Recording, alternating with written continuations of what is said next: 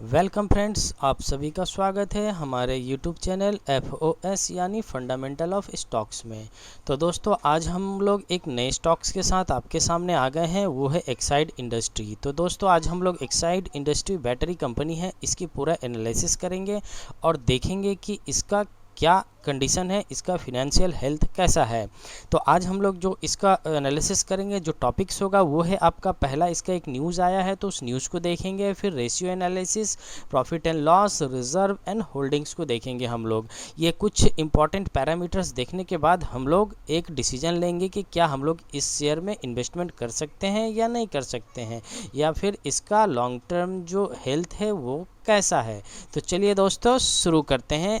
सीधा हम लोग न्यूज़ के सेक्शन पर चलते हैं। हम लोग न्यूज़ के सेक्शन पे आ चुके हैं और यहाँ देख सकते हैं एक्साइड इंडस्ट्रीज़ एक कंपनी है, कोलकाता बेस्ड कंपनी, जो बैटरी का मैन्युफैक्चरिंग करती है। और वो कौन सा बैटरी है?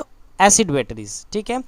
अब ये कंपनी का एक सब्सिडरीज़ है जो कि 2022 में इस्टेब्लिश हुआ है, और उस सब्सिडियरीज़ कंपनी का नाम है EESL, एक्साइड एनर्जी सॉल्यूशन। इस कंपनी को बेसिकली इस्टेब्लिश किया गया है लिथियम आयन बैटरी बनाने के लिए, जो कि एसिड बैटरी से का अपग्रेड वर्जन है, और ये बहुत ही पावरफुल बैटरीज होता है। ठीक है, आने वाला हम लोगों का फ्यूचर बैटरीज है। ठीक है। अब क्या है कि उधर एक फॉरेन कंपनी है, हुंडई मोटर कंपनी इसका नाम है एक कंपनी का, और एक कंपनी का नाम है किया कॉरपोरेशन। अब ये दो कंपनी का क्या काम है? ये दो कंपनी का काम है 4 व्हीलर का मैन्युफैक्चरिंग करना। अब ये लोग चाहते हैं कि हम लोग इलेक्ट्रिक व्हीकल्स जो होता है, इलेक्ट्रिक गाड़ियाँ, उसका प्रोडक्शन करेंगे और करके भारत में बेचेंगे। लेकिन इनका ये कहना है कि इसके लिए जो बैटरी का इस्तेमाल होगा वो हम लोग भारत में ही मैन्युफैक्चरिंग करेंगे। समझ रहे हैं आप लोग अभी तक? अब वो लोग जब ये सोच रहे हैं कि इसका भारत में ही मैन्युफैक्चरिंग करेंगे, उसके लिए ये लोग संपर्क करते हैं EESL मतलब एक्साइड एनर्जी सॉल्यूशंस कंपनी के साथ, जो कि एक्साइड इंडस्ट्री का सब्सिडियरीज कंपनी है।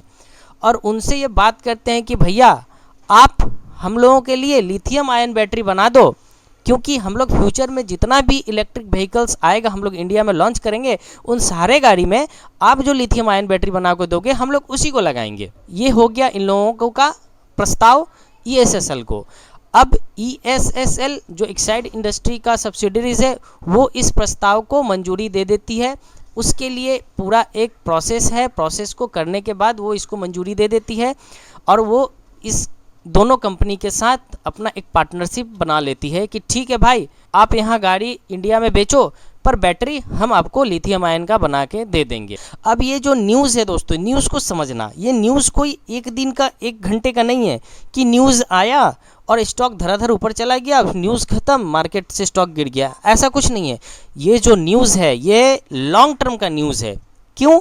क्योंकि इन फ्यूचर जब हुंडई मोटर्स और किया कॉरपोरेशन अपना गाड़ी को यहाँ लॉन्च करेंगे तो बैटरी इन्हीं से लेंगे।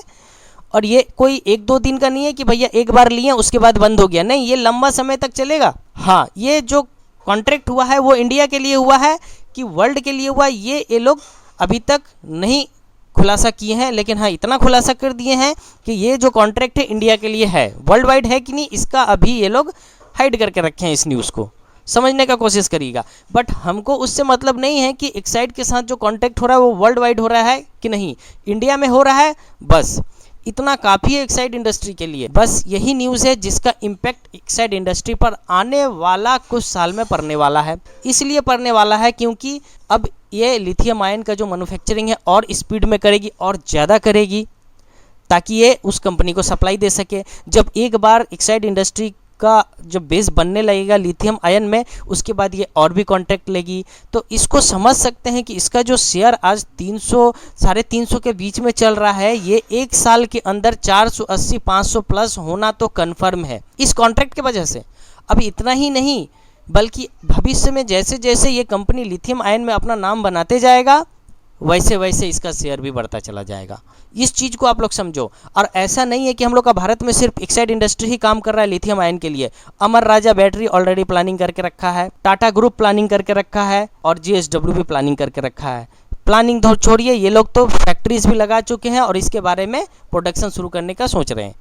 तो आने वाला जो समय है वो लिथियम आयन का ही है, और इसमें सबसे पहले कौन कूद चुका है? Exide industry. तो एक्साइड इंडस्ट्री का शेयर नो डाउट आगे आने वाले समय में तो बढ़ना ही है। तो ये बहुत ही अच्छा शेयर है। इसका जो न्यूज़ है ये शॉर्ट टर्म न्यूज़ नहीं है, ये लॉन्ग टर्म न्यूज़ है। इसके बारे में आप लोग सोचिए, चीज़ को हम थोड़ा आसान भाषा में समझाएं, आप लोग इसको समझने का कोशिश करिए। क्या हम लोग आने वाले समय में इसके साथ जा सकते या नहीं जा सकते, इन चीज़ों को भी हम लोगों को ध्यान में रखना पड़ता है। सिर्फ न्यूज़ से काम नहीं चलता है। न्यूज़ तो एक स्ट्रेंथ देता है हर शेयर को, हर कंपनी को ताकत देता है। अब देखिए हम लोग इसका रेशियो पे आ गए हैं। इसका मार्केट कैप क्या है, एक्साइड इंडस्ट्री का मार्केट कैप है 32,691 करोड़ का। करंट प्राइस जो चल रहा है वो 385 के आसपास चल रहा है, बहुत अच्छा है। हाई 398 गया है, लो 182 गया है। स्टॉक पी जो है वो 37 का है। अभी तक तो ये स्टॉक पी जो है थोड़ा सा हाई है, 25 तक हो तो बहुत अच्छा होता है। 25 से ऊपर है मतलब ठीक है। आने वाला टाइम में हो सकता है ये स्टॉक पी 70 भी चला जाए, ठीक है। लेकिन जब ये स्टॉक पी 70-60 प्लस हो जाएगा ना तो ये ओवरबॉट हो जाएगा, ओवर वैल्यूड हो जाएगा, ठीक है। अभी जो है 37 ठीक है, यहाँ से एक मोटा माटी करेक्शन देखने को मिल सकता है, उसके बाद ये वापस ऊपर जाने को तैयार हो जाएगा। बुक वैल्यू क्या है 147 का है। डिविडेंड क्या है, तो डिविडेंड भी 0.51% का ये दे रहा है, ठीक है।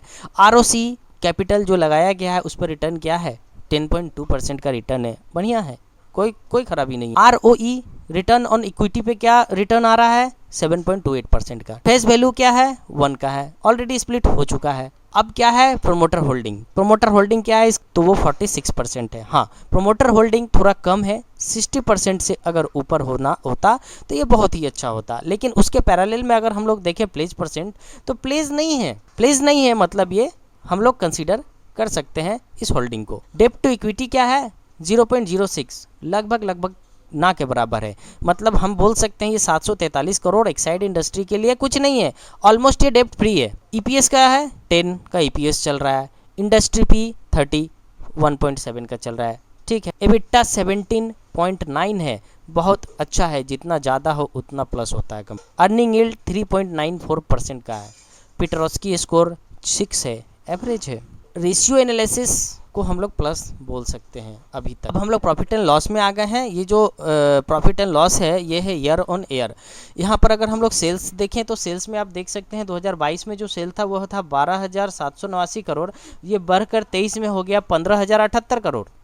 और ईयर टिल डेट मतलब दिसंबर तक ये सेल 15,000 को क्रॉस कर चुका था, 16,274 करोड़ का ये सेल ऑलरेडी दिखा चुका था। अदर इनकम देखें तो अदर इनकम में आप थोड़ा सा देख सकते हैं कि 2022 में जो ये कंपनी अपना अदर इनकम दिखाया था वो कुछ ज़्यादा दिखा दिया था, जिसके कारण इसका जो नेट प्रॉफिट है वो बढ़ चुका था। लेकिन एक्चुअल में ये नेट प्रॉफिट इसका नहीं था, ये अदर इनकम से इसका नेट प्रॉफिट आया था। लेकिन उसके पहले 22 के पहले भी एक कंपनी ठीक है, अदर इनकम इसका उतना खास नहीं था।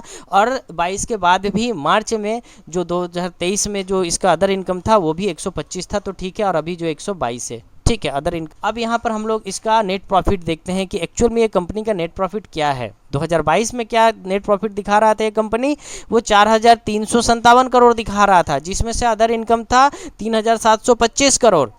इसका मतलब ये एक्चुअल में इसका जो अदर इनकम था ये नहीं था। आप 4,357 से 3,725 माइनस कर दो, जो निकलेगा वो इसका एक्चुअल नेट प्रॉफिट था। 2023 में इसका जो नेट प्रॉफिट था वो 823 करोड़ था, यहाँ से प्लस हुआ था।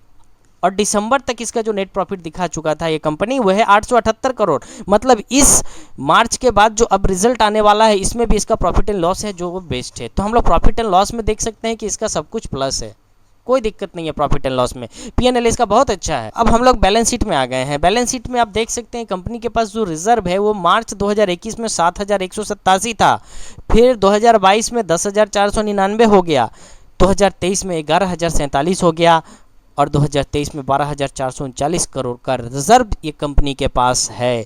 तो कंपनी अच्छी क्यों नहीं होगी? कौन बोलता है कंपनी खराब है? कंपनी के पास पर्याप्त रिजर्व है। उसके अगेंस्ट में आप बोरोइंग्स देख लो कि बोरोइंग्स क्या है। बोरोइंग्स आप देख लीजिए, 2021 में 509 था, फिर 22 में 520, 23 में 588 और अभी आपका जो है 743 करोड़। तो इस रिजर्व, इस मार्केट कैप, इस सेल्स रेवेन्यू के सामने जो बोरोइंग्स हो रहा है उसके अगेंस्ट में ये बहुत ही कम है, ना के बराबर है। प्रोमोटर का जो होल्डिंग है वो है 45% का होल्डिंग ये प्रोमोटर अपने पास रखी है। एफआईआई का होल्डिंग देखिए 9% का होल्डिंग था, 9.5% अप्रॉक्स, आज ये 13% अप्रोक्स चला गया। एफआईआई क्यों भी इन्वेस्टमेंट कर रहा है? कुछ तो उसको दिख रहा है इसका फ्यूचर, तभी वो इन्वेस्टमेंट कर रहा है एफआईआई। गवर्नमेंट का होल्डिंग इसमें कुछ नहीं है। पब्लिक का होल्डिंग देखिए, 21% का पब्लिक होल्डिंग खुद रख रही है। पहले 20% था, अब ये 21% है। मेरा गारंटी है आने वाला 2-3 साल के अंदर ये होल्डिंग पब्लिक का बढ़ जाएगा यहाँ, क्योंकि कंपनी अपना भविष्य के बारे में सोच रही है। नया प्लांट, नया इक्विपमेंट, लिथियम आयन बैटरी के लिए सब कुछ लगा रही है। इसका मतलब कंपनी अपने को डेवलप करने की दिशा में बढ़ रही है। तो नो डाउट ये कंपनी का जो शेयर होल्डिंग पैटर्न है वो भी कहीं ना कहीं ठीक ठाक है।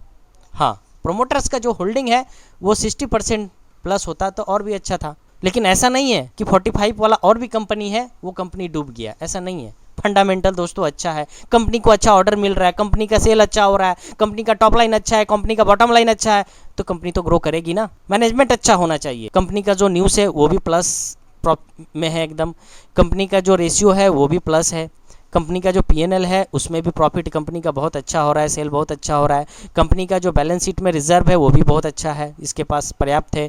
कैश फ्लो इसका निगेटिव है क्योंकि कंपनी इन्वेस्टमेंट कर रही है, इसका इन्वेस्टमेंट एक्टिविटी जो है वो ज़्यादा हो रहा है। शेयर होल्डिंग पैटर्न भी पॉजिटिव। अगर हम इसका चार्ट पे देखें तो चार्ट में ये बहुत सालों बाद ब्रेकआउट दिया है, लेकिन आने वाला समय में ये जरूर आगे बढ़ेगा। ये कंपनी को हम लोग पॉजिटिव ग्रेड दे सकते हैं। चलिए हम लोग आपसे विदा लेते हैं और फिर मिलते हैं दूसरे वीडियो में सही एनालिसिस के साथ आसान भाषा में। नमस्ते दोस्तों, जय भारत।